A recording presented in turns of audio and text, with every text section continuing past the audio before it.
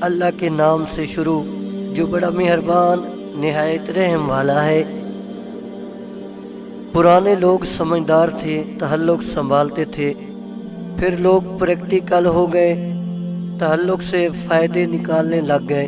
اب لوگ پروفیشنل ہیں، فائدہ ہو تو تعلق رکھتے ہیں۔ حضرت امام علی علیہ السلام نے فرمایا، دنیا کے لیے یہ عیب کافی ہے کہ اس میں وفا نہیں۔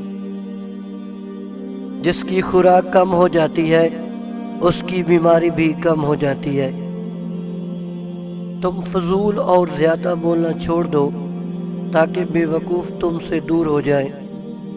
اگر تمہارے حسب خواہش کام نہ ہو سکیں تو جس حال میں ہو خوش رہو۔ بہترین سہارا دوسروں کی مدد کرنا ہے۔ انسان کے کردار کی دو ہی منزلیں ہیں، یا تو دل میں اتر جاتا ہے یا دل سے اتر جاتا ہے۔ جسے صرف اپنی ہی باتیں اچھی لگتی ہوں سمجھو کہ اس کی عقل ڈوب چکی ہے۔ جسے تقدیر پر یقین ہوتا ہے وہ اپنے اوپر نازل ہونے والی مصیبتوں سے نہیں گھبراتا۔ ایک ایسا زمانہ بھی آئے گا کہ انسانوں میں سے بس اس کا حال بہتر ہوگا جو اپنے گھر میں موجود ہوگا۔ ایسے بندے کی تحقیر نہ کرو جسے اللہ نے علم عطا کیا ہو، کیونکہ اللہ نے اسے علم دیتے وقت حقیر نہیں سمجھا۔ اگر تنگ دست ہو جاؤ تو صدقہ کے ذریعے اللہ سے تجارت کرو۔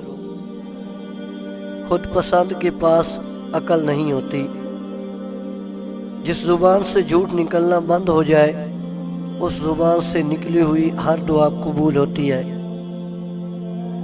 حضرت علی علیہ السلام نے فرمایا، مجھ سے ملاقات کے لیے صرف عبادت کافی نہیں، بلکہ اپنے کردار کو ایسا بناؤ کہ ہم خود تم سے ملاقات کریں۔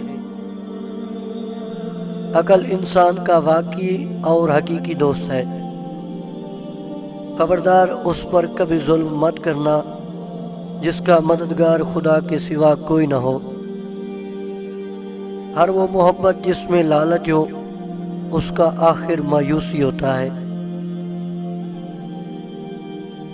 پریشانی میں مذاق اور خوشی میں طعنہ مت دو، کیونکہ اس سے رشتوں میں موجود محبت ختم ہو جاتی ہے۔ صورت اور سیرت میں سب سے بڑا فرق یہ ہے کہ صورت دھوکہ دیتی ہے جبکہ سیرت پہچان کرواتی ہے۔ جب انسان ناراضگی ختم کرنے میں پہل کرتا ہے تو اس کا یہ مطلب نہیں کہ وہ غلط تھا، اس کا مطلب یہ ہے اسے انا سے زیادہ رشتے عزیز ہیں۔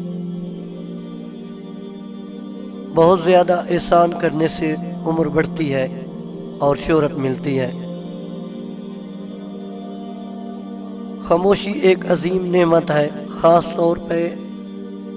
طور پہ اس وقت جب اختلافات زیادہ ہوں، آوازیں بلند ہوں، علم کی کمی ہو اور دلیل کی کوئی اوقات نہ ہو۔ تمہارے منہ سے نکلی ہوئی ایک گالی چاہے مذاق یا غصہ میں دی ہو تمہاری قبر میں ایک ایسا بچھو پیدا کرتی ہے جس کے ایک مرتبہ کاٹنے سے انسان 70 ہاتھ زمین میں دھنس جاتا ہے۔